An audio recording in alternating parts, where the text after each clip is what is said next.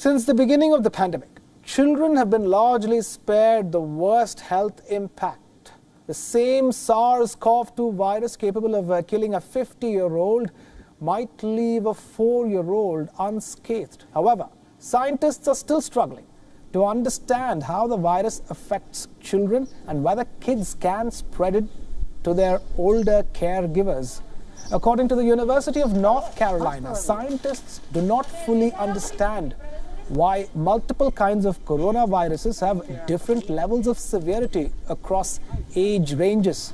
It's also unclear how easily kids can spread the virus both to each other and to adults. According to the South Korean Center for Disease Control, one robust study of nearly 65,000 kids showed that children in the 10 to 19-year-old range spread COVID-19 just as effectively as adults. And according to the same South Korean Center for Disease Control, only 2% of the domestic COVID-19 cases have occurred in children under the age of 18.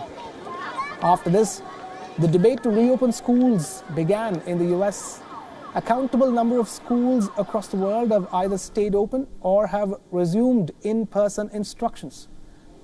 Israel took stringent steps early on in the pandemic, including severely restricting everyone's movement and closing all schools. The schools reopened in the month of May with a staggered schedule and strict measures. But soon, COVID-19 cases surged with school children and teachers among the sick. Sweden never shut the schools. Only students who were 16 or older stayed home with remote learning. Till now, the Swedish pediatricians have only seen a few severe cases among school children, and only young children are believed to have died of the novel coronavirus. Japan, which has mostly kept COVID-19 under control, took a conservative approach to reopening schools in the month of June.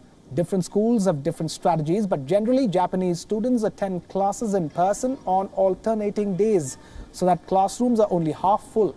Lunches are silent and socially distanced, and students undergo daily temperature checks. Uruguay was one of the Western Hemisphere's first countries to send its students back to school using a staggered approach. In late April, Uruguay reopened schools in rural areas where the student population is small. In early June, it brought vulnerable student groups back to school. Then all students in non-urban areas went back to classrooms. Uruguay's successful pandemic response comes despite its proximity to hard-hit Brazil, where schools continue to remain closed.